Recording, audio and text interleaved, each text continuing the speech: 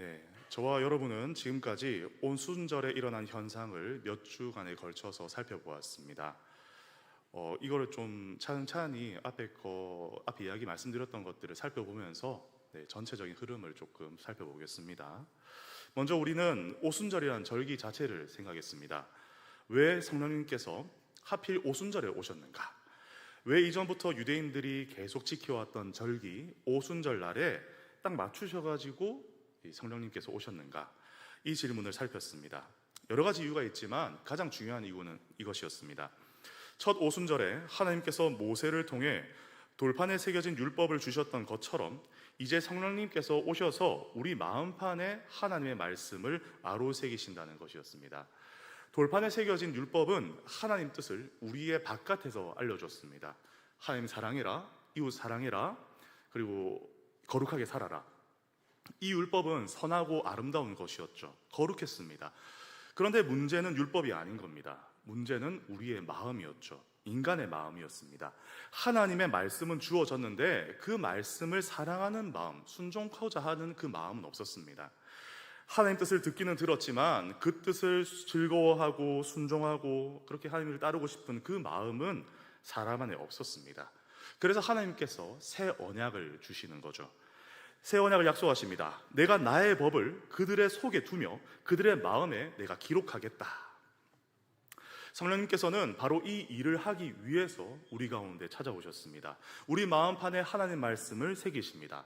그러니까 말씀이 더 이상 나를 억누르는 어떤 외부의 명령으로만 남지 않게 하시고 하나님의 뜻을 사랑하게 만드십니다. 그래서 순종이 이제는 억지로 매는 짐이 아닌 거죠. 억지로 매는 짐이 아니라 기쁨으로 여기게 하십니다. 하나님 사랑하고 이웃을 사랑하는 마음을 우리 안에 새롭게 일으키셔서 재창조하셔서 그 일들을 행하게 하시는 것이죠. 이것이 오순절에 성령님께서 임하신 중요한 의미였습니다. 그리고 지난주에는 성령님께서 오순절에 임하실 때 나타난 두 가지 이미지를 살펴보았는데요. 불과 바람이었습니다. 정확하게 말하면 바람부터 말씀드리면 바람이 분 게 아니죠. 급하고 강한 바람 같은 소리가 있었던 것이었죠. 그리고 불이 실제로 떨어진 것도 아니고 불의 혀처럼 갈라지는 것이 보였다라고 말을 합니다. 바람은 이제 하나님의 생기, 하나님의 호흡, 그리고 죽은 자를 살리시는 성령님의 사역을 보여주는데요. 에스겔 37장에서 이 마른 뼈 골짜기에 생기가 탁 들어가니까 죽은 뼈들이 살아나서 큰 군대가 됩니다. 그것처럼 성령님께서 죽은 영혼에게 생명을 주신다는 것이죠. 몸은 살아있지만 하나님을 향해서는 죽어있는 그 사람에게 새 생명의 바람을 불어넣으시는 겁니다. 그리고 이제 불입니다. 불은 하나님의 임재와 정결케 하심을 보여줍니다. 이사야 6장에서 이사야가 하나님의 영광을 보았을 때 자신이 얼마나 입술이 부정한 사람인지를 깨닫습니다. 그래서 막 회개를 하는데 그때 스랍이 제단에서 핀 숯을 가져와지고 이제 이사야 입술에 대면서 말합니다. 너의 악이 제하여졌고 내 죄가 사하여졌다. 즉 불은 정결케 하는 불입니다. 성령님께서는 우리의 부정한 입술과 더러운 마음을 정결하게 하시는 그런 분이시라는 것이죠. 그런데 사도행전 2장에서는 그 불이 이제 그냥 불이 아니라 불의 혀처럼 나타납니다. 왜 혀일까요? 혀는 우리의 마음을 드러내기 때문입니다. 마음에 가득한 것을 입으로 말합니다. 시편도 그렇고 계속해서 성경은 우리가 마음에 있는 것을 입으로 말하고 행하게 되어 있다고 말을 하죠. 메커니즘이 그렇게 되어 있다는 것입니다. 그래서 성령님께서 혀를 붙잡으신다라는 건 단순히 우리의 언어 생활만 단순히 고친다는 게 아닙니다. 그가 우리의 전 인격을 붙잡으신다는 것이죠. 우리의 마음, 생각, 욕망, 말, 삶 전체를 성령님께서 딱 잡으시고 다스리시겠다라는 말인 겁니다. 여기까지가 여러분 지난 시간까지 전해드렸던 말씀입니다. 오늘은 이제 그들이 다른 방언으로 말하기 전에 말하기 시작했던 그 사건, 그러니까 그 말을 다른 방언으로 말하기 시작하니까 그 말을 여러 나라에서 온 사람들이 알아듣게 되는 이 사건을 우리가 살펴보려고 합니다. 사람들이 각자의 언어로 하나님의 큰 일을 듣게 되는 사건이 일어나는데요. 대체 이 놀라운 사건을 통해서 성령님께서 우리에게 뭘 말씀하시려고 하는 걸까요? 이걸 살펴보려고 하는 겁니다. 그런데 그 전에 여러분들이 궁금해 하실 만한 질문을 한 가지 살펴보고 잠깐 짚고 넘어가도록 하겠습니다. 여기서 말하는 방언이 외국어입니까? 아니면 우리가 흔히 말하는 신비한 언어입니까? 아니라면 오늘날의 방언이 존재합니까? 방언 기도는 성경적인 것입니까? 아니면 잘못된 겁니까? 여러분들 이런 질문들이 다 있으실 겁니다. 이런 질문들이 생길 수 있습니다. 그리고 이 자리에 계신 분들 중에는 방언으로 기도하는 분도 계실 것이고, 예전에 방언을 했던 분도 계실 것이고, 한 번도 해본 적도 없는 그런 분도 계실 것입니다. 또 어떤 분들은 방언을 아주 귀한 은혜의 체험으로 생각하실 수도 있고요, 또 어떤 분들은 조금 조심스럽게 생각하실 수도 있죠. 그런데 오늘은 그 문제를 본격적으로 다루지는 않겠습니다. 왜냐하면 이 문제가 생각보다 간단하지가 않기 때문이죠. 가장 경건하고 가장 성경을 사랑하고 가장 신중하게 말씀을 연구하는 이 개혁신학자들 사이에서도 이 문제에 대해서는 의견의 일치가 없기 때문입니다. 의견이 분분합니다. 제가 존경하고 좋아하는 목사님들 가운데서도 이 문제에 대해서 서로 다른 견해를 가지신 분들이 있으십니다. 그러므로 오후 설교 시간에 이 문제에 대해서 제 의견을 길게 말하는 건 적절하지 않다는 생각이 듭니다. 제 의견보다 중요한 것은 본문이 무엇을 말하는가, 본문이 말하는 바를 제가 정확하게 해석하고 전하는 것이니까요. 동의하시죠, 여러분? 네, 그러므로 오늘 우리는 누가가 이 본문을 기록할 때 도대체 무엇을 말하려 했는가, 이것에 집중해야겠습니다. 누가는 이 본문을 기록하면서 여기서 말하는 방언이 외국어냐, 신비한 방언이냐, 신비한 언어냐, 이 문제를 독자들이 막 논쟁하게 하려는 그런 의도가 전혀 없었습니다. 누가가 성령의 감동으로 이 본문을 기록할 때는 그런 다른 정말 분명한 의도가 있었고요, 우리는 그 진짜 의도에 집중해야 되는 것이죠. 그러므로 우리는 이제 본문의 흐름을 깊이 살펴보겠습니다. 오순절은 명절입니다. 그래서 여러 나라에 흩어져 살던 유대인들, 또 유대교에 들어온 사람들, 하나님을 경외하는 모든 사람들이 예루살렘으로 모여들었습니다. 5절에 보면 그때에 경건한 유대인들이 천하 각국으로부터 와서 예루살렘에 머물러 있더니 라고 되어 있습니다. 여기서 경건한 유대인이라는 표현은요, 단순히 혈통적인 유대인을 뜻하는 게 아닙니다.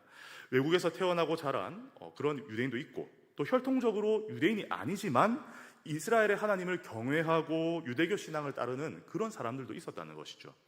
사도행전 10장에 보시면 나오는 고넬료 같은 그런 사람이 그 부류에 속한다고 볼 수가 있습니다.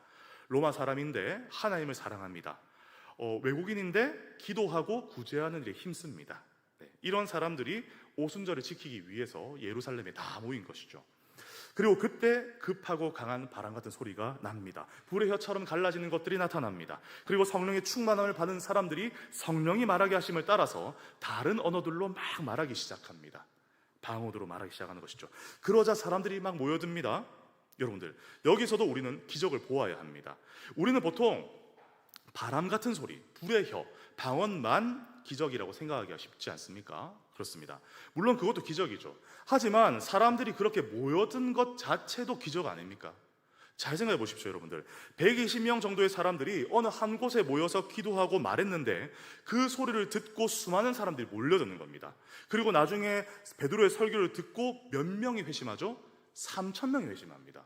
120명의 사람들이 기도를 하는데 방언 소리를 듣고 3,000명의 사람들이 모여서 회심을 했다는 겁니다. 회심한 사람만 3,000명입니다. 그러니까 최소 3,000명인 겁니다. 최소 3,000명의 사람들이 이 사건을 보고 들었다는 것이죠. 상식적으로 보면 이게 이해하기 어려운 일 아닙니까? 여러분들, 하나님께서 사람들을 모으신 겁니다. 그렇지 않습니까? 오늘 예배 오신 분들이 한 120분 정도 되신다고 들었습니다. 110에서 120분 정도 지금 되시는데, 여러분, 우리가 여기서 막 기도를 하는데 갑자기 만년동에 있는 사람들이 막 몰려오는 거예요. 그래서 3,000명의 사람들이 막 오늘 예수 믿겠습니다 이러면서 나왔습니다. 그거 너무 좋겠지만 근데 그렇게 된다면 이걸 우리가 상식적으로 이해하기 쉬운 일입니까? 아니잖아요. 그런 것처럼 이날에도 하나님께서 사람들을 모아주신 겁니다. 성령님께서 이 사건을 온 예루살렘 가운데 드러내신 거죠. 의도가 있으십니다. 그런데 모인 사람들이 무엇을 듣습니까? 11절입니다. 우리가 다 우리의 각 언어로 하나님의 큰 일을 말함을 듣는도다. 여기서 중요한 표현이 바로 이것입니다. 하나님의 큰 일입니다. 오순절 사건에서 우리는 여러 언어로 말했다라는 거기만 집중하기가 쉽습니다. 그런데 누가가 강조하는 건 단지 여러 언어가 아니에요. 그들이 말한 내용이 중요한 겁니다. 그들은 하나님의 큰 일을 말했습니다. 그렇다면 하나님의 큰 일이 뭐냐가 중요하겠죠. 하나님의 큰일이 뭡니까? 이 표현은 성경에서 하나님의 구원 사건을 가리킬 때 계속 나타나는 표현입니다. 누가복음 1장에서 마리아가 예수님을 잉태한 후에 하나님을 찬양하면서 이렇게 말을 합니다. 능하신 이가 큰 일을 내게 행하셨으니 그 이름이 거룩하시도다. 여기서 큰 일은 하나님께서 동정녀 마리아의 몸에 그리스도를 잉태하게끔 하신 사건입니다. 하나님의 구원 역사가 마리아 안에서 시작된 것이죠. 신명기에서도 보시면 하나님께서 강한 손과 편팔로 이스라엘을 애굽에서 인도해 내신 일을 말합니다. 출애굽은 하나님의 큰 일인 것이죠.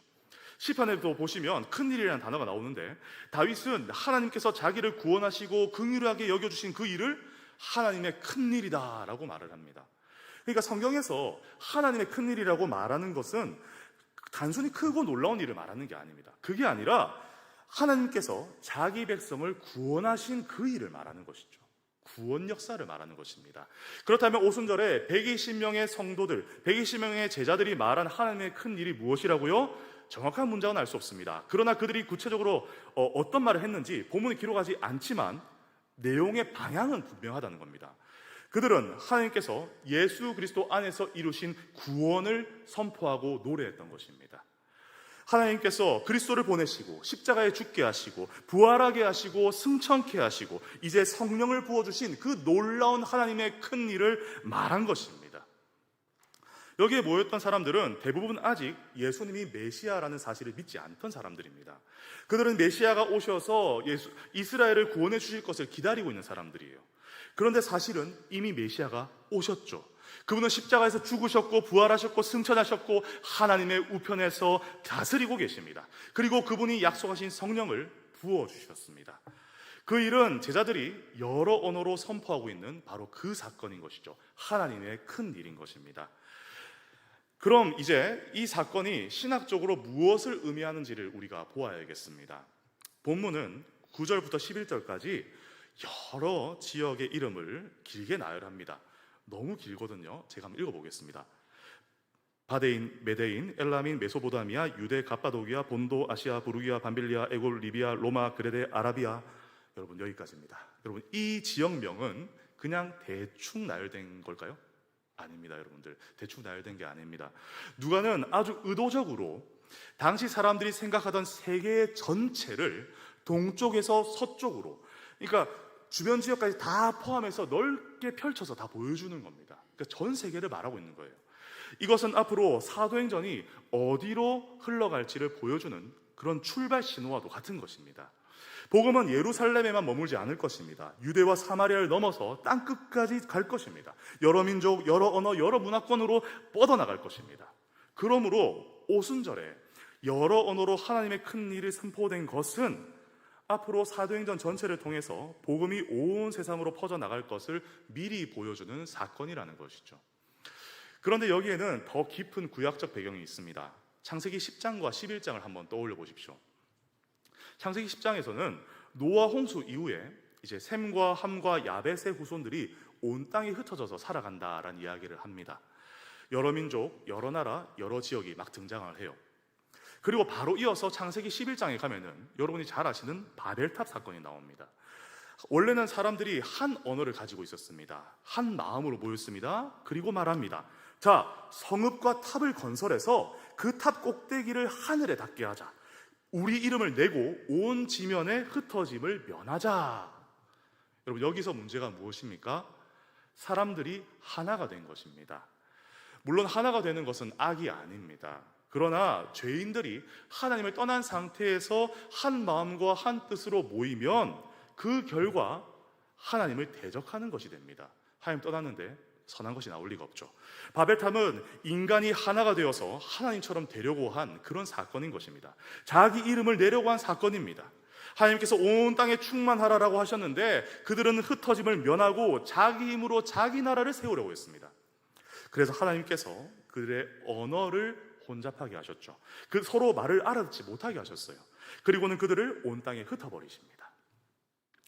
이것은 심판이었습니다. 그죠? 하지만 동시에 잘 생각해 보시면 이건 보호이기도 합니다.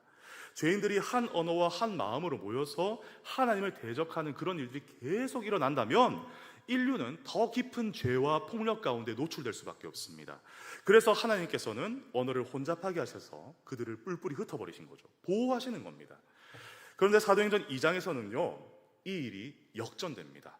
바벨에서는 하나의 언어가 혼잡해져서 사람들이 다 흩어졌죠. 그런데 오순절에는 여러 언어를 가졌던 사람들이 하나님의 큰 일을 한 마음으로 알아듣습니다. 바벨에서는 언어가 사람들을 나눠버렸습니다. 그런데 오순절에는 성령께서 이 언어의 장벽을 다 무너뜨리시고 언어의 장벽을 넘어서 하나님의 큰 일, 하나님의 구원을 듣게 하십니다. 바벨에서는 사람들이 하나가 되어서 자기 이름을 높이려고 했습니다. 그러나 오순절에는 여러 민족이 모여서 하나님의 이름을 찬양하고 높입니다. 그래서 많은 신학자들이요, 이 오순절 사건을 가리켜서 바벨의 역전이다라고 표현을 합니다. 바벨의 역전. 정말 참으로 적절한 표현이지 않습니까? 오순절은 바벨의 역전입니다. 죄로 인해서 흩어진 인류가 성령 안에서 다시 모입니다. 그러나 그냥 모이는 게 아니죠. 인간의 이름을 높이기 위해서 모이는 것도 아닙니다. 그들은 하나님의 큰 일을 말하기 위해서 모였어요. 예수 그리스도 안에서 이루신 하나님의 구원을 찬양하기 위해서 모입니다. 여러분, 여기서 우리가 교회가 무엇인지를 볼 수 있습니다. 교회는 그냥 마음 맞는 사람들이 모인 그런 공동체가 아닙니다. 취향이 비슷한 사람들이 모인 그런 동호회도 아닙니다. 그리고 같은 지역 사람들끼리 모인 그런 모임도 아닙니다. 같은 세대, 같은 문화, 같은 언어, 같은 경제 수준의 사람들이 모여서 편하게 지내는 그런 곳도 아닙니다.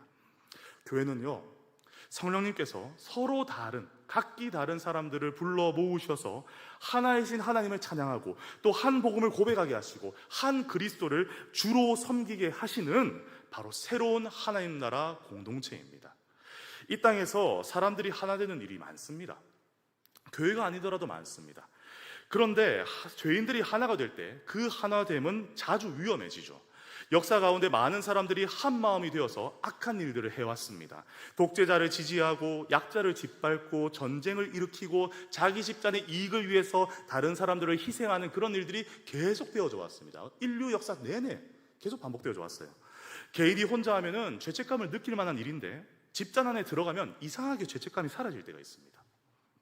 다들 그렇게 하니까, 먹고 살아야 되니까, 조직이 시키니까, 우리 편을 지켜야 되니까, 이렇게 말하면서 사람들은 죄와 함께 참여합니다. 그래서 죄인들이 하나가 되는 것은 그 자체로 아름다운 일은 아닙니다.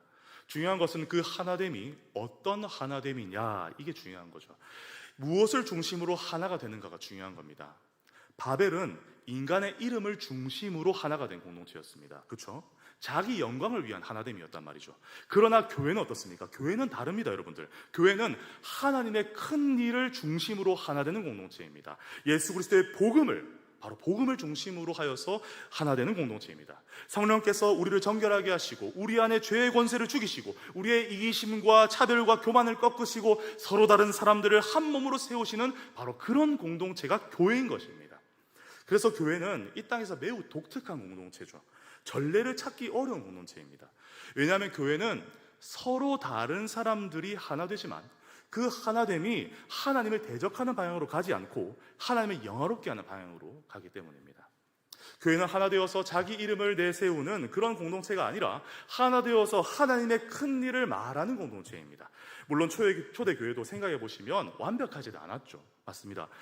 오순절에 성령님이 임하셨어요. 그럼 그 이후에 모든 일이 아무 일도 없었던 것처럼 풀려나갈 것 같지만 멀지 않은 사도행전 6장만 가도 이 헬라파 유대인이랑 히브리파 유대인들 사이에 이 구제 문제로 분쟁이 일어납니다. 그리고 사도행전 15장에 가면은 이방인 신자와 이 율법 문제를 두고 또 큰 논쟁이 일어납니다.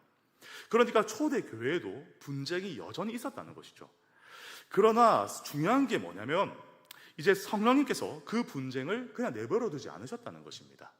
성령님께서는 말씀을 통해, 사도들의 증언을 통해, 교회의 지혜로운 결정을 통해서, 성령의 역사를 통해서 그 공동체를 다시 하나 되게 하셨습니다.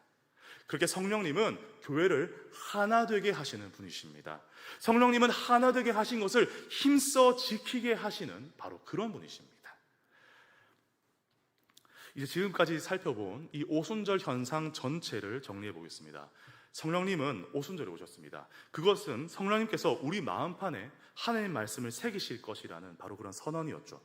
성령 하나님의 명령이 더 이상 우리 바깥에 남아서 우리에게 부담을 주는 그런 짐으로 남지 않고 우리 마음의 원함과 기쁨으로 이제 순종케 만드시는 그 놀라운 은혜의 역사가 될 거다라는 그 선언입니다. 이제 하나님 명령은요, 우리에게 기쁨이 되는 것이죠. 그분의 뜻을 행하는 것이 얼마나 기쁩니까? 네. 또 성령님께서는 바람 같은 소리로 오셨습니다. 그것은 성령님께서 죽은 영혼에게 생명을 주시는 분이시다라는 걸 보여줍니다. 마른 뼈 같은 영혼을 살리시고 새 생명 가운데 행하게 하시는 바로 그런 분이심을 보여줍니다. 성령님께서는 또 불의 혀처럼 임하셨습니다. 그것은 성령님께서 우리를 정결하게 하시고 우리의 혀와 전인을 붙잡아서 거룩하게 하시는 분임을 보여줍니다. 그리고 성령께서는 여러 언어로 하나님의 큰 일을 말하게 하셨습니다. 그것은 하나님께서, 우리 성령 하나님께서 바벨의 저주를 역전하게 하시고 서로 다른 사람들을 한 복음 안에서 하나 되게 하시는 분이라는 이 사실을 보여주죠. 성령님께서는요, 여러분, 개인에게만 임하시는 분이 아니십니다. 물론 각 사람에게 임하셨습니다. 그러나 동시에 공동체 가운데 임하신 하나님이십니다.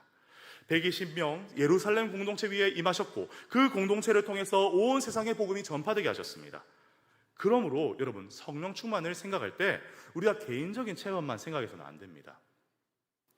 물론 성령님께서는 개인의 마음을 만져주십니다. 개인을 새롭게 하시고 개인에게 은혜를 주시고 개인을 위로하시고 개인을 거룩하게 하시고, 네, 그렇게 일하시죠. 그러나 성령님의 사역은 거기서 끝나지 않습니다. 성령 하나님은 교회를 세워가십니다. 서로 다른 사람들을 하나 되게 하십니다. 함께 하나님의 큰 일을 말하고 노래하게 하십니다.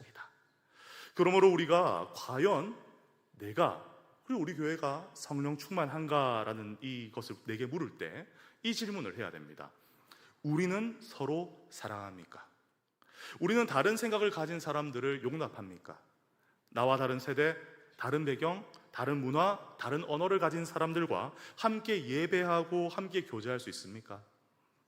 우리보다 훨씬 나이가 많은 사람과 또 훨씬 나이가 어린 사람과 그리스도 안에서 한 가족으로 살아갈 수 있습니까? 이제는 또 우리 동네에도 많이 사는 외국인들이 많지 않습니까? 그 외국인들이 우리 교회에 들어왔을 때 그들이 문화적 장벽 때문에 밀려나는 게 아니라 그리스도 안에서 한 공동체를 경험할 수 있겠습니까? 이 질문을 해야 되는 것입니다. 성령 충만은 단지 뜨거운 분위기만으로 그렇게 확인되는 것이 아닙니다. 많은 사람들이 모여서 찬양을 크게 부르고 눈물을 흘리고 강한 체험을 한다고 해서 그것이 곧 성령 충만의 전부는 아닌 것입니다. 물론 그런 체험이 나쁘다는 말은 아닙니다. 좋은 것이죠. 그러나 만일 그곳에 정결함도 없고 거룩함도 없고 서로를 향한 사랑도 없고 하나 되게 하시는 그 성령의 역사가 없다면 우리는 그것을 조심스럽게 분별해야 합니다. 반대로 개혁교회라고 하면서 말씀을 잘 배우고 교리를 잘 듣고 성경을 깊이 공부하지만 그 공동체가 서로 사랑하지 못하고 하나 되지 못하고 각자 좋은 강의를 듣고 돌아가는 그런 학원처럼 된다면, 우리 학생들 학원 많이 가잖아요. 그런 학원처럼 강의 듣고 돌아가는 그런 학원처럼 된다면 그것도 성령의 충만한 역사라고 보기 어렵지 않습니까? 맞습니다. 학원 수강생들은 같은 강의를 들어도 한 몸이 되지 않습니다. 극장 관객들은 같은 영화를 보고 같은 감동을 받지만 한 공동체가 되지 않습니다. 하지만 교회는 어떻습니까? 교회는 다르죠. 교회는 다릅니다. 교회는 성령께서 말씀을 통해서 우리를 거룩하게 하시고 그 말씀으로 우리를 새롭게 하시며 서로 다른 우리를 그리스도 안에서 하나 되게 하시는 바로 그 공동체입니다. 그래서 우리가 기도해야 됩니다. 성령 하나님, 우리 안에 이미 임하신 그 성령께서 우리의 욕심을 좀 죽여주십시오. 사별하고 싶어하는 내 마음을 죽여주십시오. 미움과 이기심을 죽여주십시오. 나와 다른 사람들 이해하게 하시고 사랑하게 하시고 품게 해주십시오. 우리 모두가 마음이 잘 맞아서가 아니라 성격이 잘 맞아서가 아니라 취향이 같아서가 아니라 하나님의 큰 일을 함께 말하는 그런 공동체가 되게 해주십시오. 여러분, 그런 공동체는요, 사람의 힘으로 만들어지지 않습니다. 우리가 아무리 노력하고 아무리 많은 봉사를 하더라도 사람의 힘으로는 이런 공동체 만들어지지 않습니다. 좋은 프로그램으로도 만들어지지 않습니다. 친목으로도 만들어지지 않습니다. 오직 성령께서 하십니다. 성령께서 마음판에 하나님의 말씀을 새기시고 죽은 영혼을 살리시고 우리를 정결하게 하시고 서로 다른 우리를 한 복음 안에서 하나 되게 하실 때 그때 교회는 하나님 나라를 맛보는 바로 그 공동체가 되는 것입니다. 여러분, 사랑하는 여러분, 교회는 이 땅에 있는 하나님의 나라입니다. 그러나 아직 완성된 나라는 아닙니다. 그러나 성령께서 임하신 교회는 이 땅에서 하나님 나라를 미리 맛보게 하는 공동체죠. 서로 다른 사람들이 그리스도 안에서 하나가 되고 함께 하나님 큰 일을 말하고 서로 사랑하고 서로 품고 세상 가운데 하나님 나라를 드러내는 아름다운 공동체입니다. 우리 교회가 바로 그런 아름다운 공동체가 더욱 되어지기를 간절히 구해야 됩니다. 우리 안에 성령을 충만히 부어주셔서 우리를 정말로 정결하게 하시고 거룩하게 하시고 하나 되게 하시고 우리로 하여금 하나님의 큰 일을 말하는 교회가 되게 해달라고 그렇게 계속해서 우리가 기도해야 합니다. 그렇게 기도할 때 우리 모두가 이 공동체 안에서 하나님이 우리에게 약속하신 그 천국을 미리 맛보게 하실 줄 믿습니다. 부디 이 기도에 열심을 내셔서 하나님 안에 이 교회 안에서 천국 잔치를 맞이하시는 여러분들 되시기를 주님의 이름으로 축원합니다.